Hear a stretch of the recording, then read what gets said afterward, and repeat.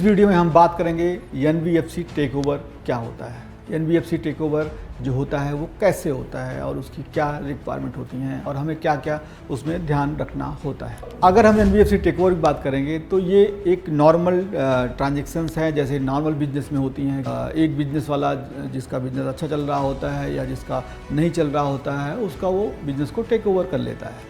तो उसी तरीके से एनबीएफसी में भी होता है। जो पुराने लाइसेंसेस हैं, जिनके पास लाइसेंसेस पड़े हुए हैं कि किसी भी कारण से वो अपना बिजनेस को कंटिन्यू नहीं कर पा रहे हैं, बट उनके पास एक एनबीएफसी चलाने का आरबीआई ने उनको एक लाइसेंस दे रखा है। दूसरा कारण ये भी है कि मैंने पहले बताया था अपने वीडियो में कि अक्टूबर 2021 में आरबीआई ने स्केल बेस्ड रेगुलेशन लेके आई, जिसमें बोला कि अगर आपको एनबीएफसी चलाना है तो आपको 2 करोड़ रुपए से उसको 5 करोड़ रुपए तक करना पड़ेगा 2025 तक, यानी कि अपना पैसा 3 करोड़ रुपये और लाना होगा और 2027 तक आपको 5 करोड़ रुपये और लाने होंगे, यानी कि 10 करोड़ रुपये करना होगा आपको अगर आपको एनबीएफसी चलानी है तो बहुत सारे छोटे एनबीएफसी ओनर्स हैं जो वो कैपिटल रिक्वायरमेंट नहीं पूरी कर सकते हैं, तो वो अपना एनबीएफसी का लाइसेंस किसी दूसरे के साथ पार्टनरशिप कर लेते हैं या किसी दूसरे को उसको बेच देते हैं। अगर आप बात करेंगे एनबीएफसी टेक ओवर की तो इसमें 2-3 कारण यही हैं कि एक तो वो तो खुद नहीं चलाना चाहता है, उनके पास अपनी कैपेसिटी नहीं है, अपना बैंडविड्थ नहीं है, या बहुत सारे ऐसे एनबीएफसी वाले भी हैं जो जिनके पास पैसा भी है, जिनके पास वो करना भी चाहते हैं, बट उनके पास उनका बैंडविड्थ नहीं है चलाने का, उनको उसको स्केल करने का उनको नहीं पता है उनको कैसे स्केल किया जाए। इन सब कारणों से एनबीएफसी टेक ओवर आजकल किया जा रहा है। तो स्पेशली अगर आप बात करेंगे जब से ये फिनटेक लेंडिंग स्टार्ट हुई है, यानी डिजिटल के द्वारा जो लेंडिंग स्टार्ट करी है लोगों ने, तो इससे क्या हो गया है, डिजिटल लेंडिंग करने से बिजनेस को स्केलेबल करना आसान हो गया है, कंट्रोल अच्छा हो गया, यानी कि एनपीए कम होता है, लोन जो बांटते हैं उसको वसूली अच्छी तरीके से कर पाते हैं, या अंडर राइटिंग अच्छी से हो पा रही है, यानी कि लोन बांटने के जो क्राइटेरियाज़ हैं, अगर हम मैनुअल लोन प्रोसेस करते हैं तो उसको बांटने के बहुत सारे क्राइटेरियाज़ को हम नहीं लगा पाते हैं। अगर हम डिजिटल का प्रयोग करते हैं तो आज की डेट में जैसे एआई का ज़माना आ गया है और डाटा साइंस का ज़माना है, मशीन लर्निंग का ज़माना है, तो इसमें उसको इम्प्लीमेंट करके जो डिसीजन मेकिंग होती है लोन देने की वो एक अच्छी हो जाती है। तो लोग क्या कर रहे हैं, जो फिनटेक हैं वो फिनटेक भी एनबीएफसी टेक ओवर कर रही हैं। तो अगर नया लाइसेंस लेने जाती हैं तो उनको टाइम लगता है, उनको 1-1.5 साल का टाइम लग जाता है आरबीआई में लाइसेंस लेने का, और एक साथ उनको 10 करोड़ रुपए देने पड़ते हैं डिपॉजिट के रूप में आरबीआई के लिए जमा करना पड़ता है। तो इसलिए वो पुराने लाइसेंस को टेक ओवर के लिए जाते हैं। अब हम बात करेंगे कि टेक ओवर जब हम करते हैं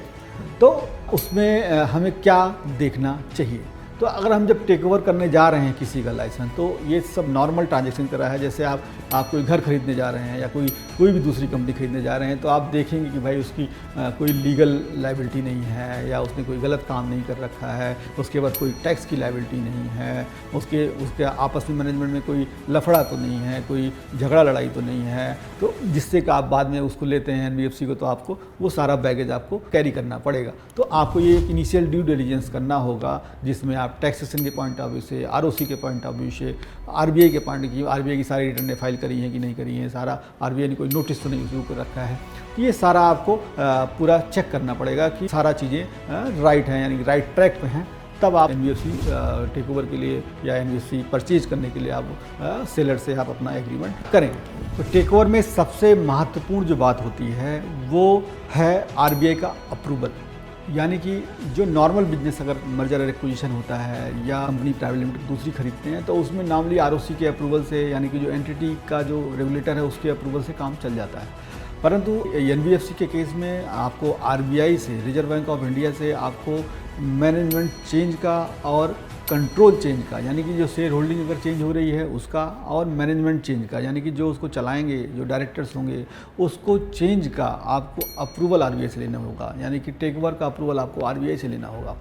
तो ये जो अप्रूवल का जो प्रोसेस है वो अगर आप देखेंगे ब्रॉडर रूप में वो नए लाइसेंस की तरह ही होता है। सारी चीज़ें आपको बतानी होती हैं। तो नया जो मैनेजमेंट आ रहा है या नया जो कंट्रोल करने के लिए जो डायरेक्टर्स आ रहे हैं, उनकी प्रोफाइल अच्छी है या कैपेबिलिटी उनकी अच्छी है, ये धंधे को कैरी फॉरवर्ड कर पाएंगे, चला पाएंगे नहीं चला पाएंगे, क्या एक्सपीरियंस है उनका, मैनेजमेंट चेंज के लिए जो पैसा आ रहा है यानी कंट्रोल चेंज के लिए जो पैसा आ रहा है वो क्लीन पैसा है कि नहीं है, ये सब जो है नए एप्लीकेशन की तरह ही आपको वहाँ पे आरबीआई में सबमिट करना होता है। बट आपको केवल एक ही छूट इसमें मिल सकती है कि जो नए लाइसेंस के लिए आप जाते हैं तो उसमें आपको 10 करोड़ रुपया इनिशियल में ही लगा के जाना होता है। टेक ओवर के केस में हो सकता है कि पुराने NBFC वाले ने उनके पास उन्होंने नेटवर्क फंड को मैनेज कर रखा हो, यानी कि उसको मेंटेन कर रखा है, यानी कि 5 करोड़ रुपया उनका ऑलरेडी है, तो आपको वो पैसा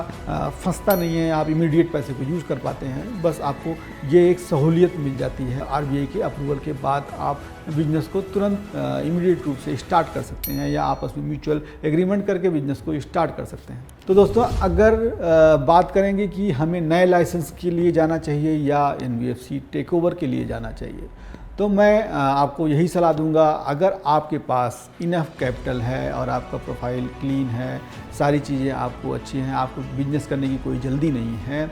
तब आप नए लाइसेंस के लिए जा सकते हैं। अगर आपको लगता है कि आपके पास कोई ऐसी अपॉर्चुनिटी है जिसमें आप बिजनेस तुरंत स्टार्ट करके या तुरंत शुरू करके आप पैसा बना सकते हैं, तो आप देख सकते हैं कि पुराने लाइसेंस को जो इस धंधे में पहले से काम कर रहा है उसके साथ सिनर्जी बना के आपस में एक म्यूचुअल अंडरस्टैंडिंग बना के आप उनके साथ NBFC में, उसी पुरानी NBFC में शामिल हो सकते हैं और अब बिजनेस को बड़ा बना सकते हैं। तो दोस्तों, टेक ओवर से संबंधित किसी भी जानकारी के लिए, यानी कि आपको कौन सी कंपनी खरीदनी चाहिए या कौन सी कंपनी नहीं खरीदनी चाहिए, या खरीदने का आपका क्या तरीका हो सकता है, यानी कि आपको किस तरीके से आपको जाना चाहिए उस टेक ओवर के लिए, उसके लिए आप मुझसे संपर्क कर सकते हैं। आप हमारे YouTube चैनल को सब्सक्राइब कर सकते हैं या मेरी वेबसाइट पे जाके आप वहाँ इंक्वायरी फॉर्म को भर सकते हैं।